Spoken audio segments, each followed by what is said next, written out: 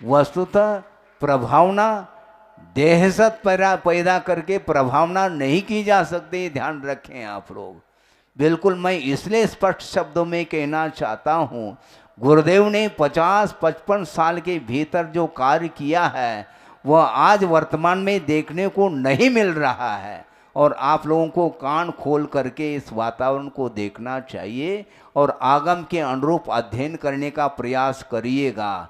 मात्र शिविर लगाने का नाम प्रभावना नहीं, किंतु वो शिविर के अंतर्गत जो छात्र आते हैं, जो बैठ जाते हैं लोग, वो शिविर में भाग लेते हैं, उनको क्या परोसा जा रहा है इस ओर ध्यान देने की आवश्यकता है आप लोगों को। मुझे किसी बात का कोई भय इसलिए नहीं है क्योंकि आचार्यों की ये आज्ञा है और आगम की आज्ञा है, सत्य का प्रतिपादन करने के लिए कभी भयभीत ने होने की कोई आवश्यकता नहीं, क्योंकि धर्म का आलम्बन लेने वाला व्यक्ति कभी भी भयभीत नहीं होता। क्योंकि लौकिक क्षेत्र में बहुत सारे युद्ध खड़े हो जाते हैं। हमने सुना था ये यूक्रेन, क्या क्या बोलते हैं उसको, हाँ यूक्रेन और कौन सा, रूस, इन दोनों में सालों से लड़ाई चल रही है और उसमें मार काट के अलावा कुछ नहीं हो रहा है। सारे बिल्डिंगों को तहस नहस किया जा रहा है।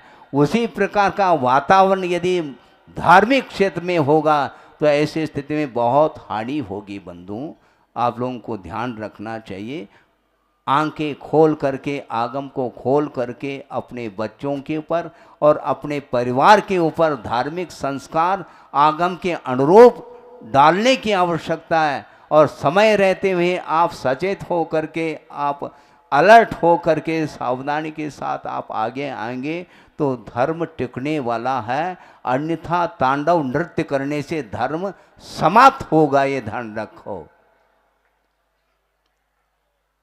ये समय आया है, इसी को बोलते हैं अवसर पिणी। देहजत देने का नाम धर्म प्रभावना नहीं, किंतु वस्तुतः आचार्यों ने ये लिखा है, सम्यक दृष्टि को ज्यादा उपदेश देने की आवश्यकता नहीं है। किसको आवश्यकता उपदेश देने की?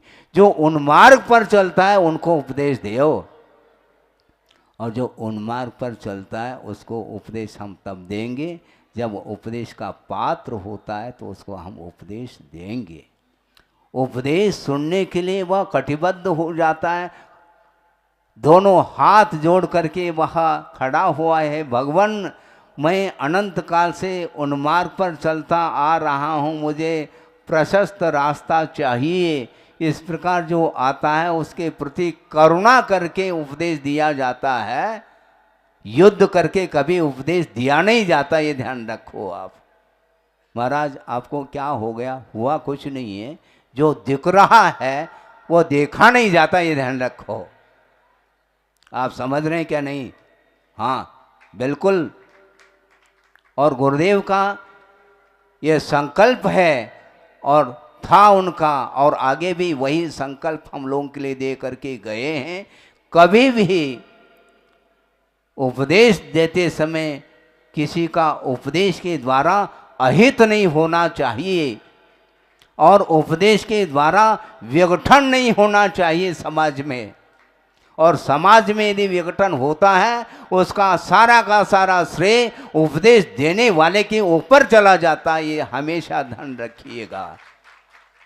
और आज मीडिया का जमाना है, अनेक प्रकार के चैनल चल रहे हैं, और जिनवाणी भी चैनल है, और चैनल के माध्यम से जिनवाणी का प्रचार प्रसार जो किया जा रहा है वह आगम के अनुरूप होना चाहिए, अन्यथा बहुत जल्दी वह धर्म में, समाज में विघटन निश्चित रूप से आएगा।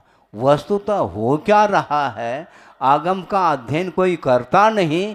मान लो उपदेश देने वालों के माध्यम से यदि मान लो जो श्रोतागण हैं उनकी थोड़ी बहुत प्रशंसा कर लेते हैं तो उस ओर होता चला जाता है, इसका नाम प्रशंसा थोड़ी है।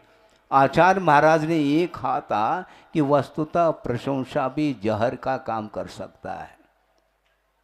हाँ, अति प्रशंसा के माध्यम से व्यक्ति को अपनी ओर आकर्षित करने का जो एक भाव है वह वस्तुतः धर्म की प्रभावना नहीं कहला सकती। धर्म की प्रभावना का अर्थ भगवान ने जो प्रकाशित किया धर्म को, उसको हमें आगे बढ़ाना चाहिए। अपने आप को प्रकाशित होने का जो भाव है वह प्रभावना का अंग नहीं कहला सकता, क्योंकि जनता ज़्यादा है और सारे बैठ करके जनता सुन रही है। और हमारा कर्तव्य है, और गुरुदेव ने जो कर्तव्य हमारे लिए सौंपा है उस कर्तव्य को हमें करना है, और उस कर्तव्य के लिए आप लोगों का योगदान अपेक्षित है।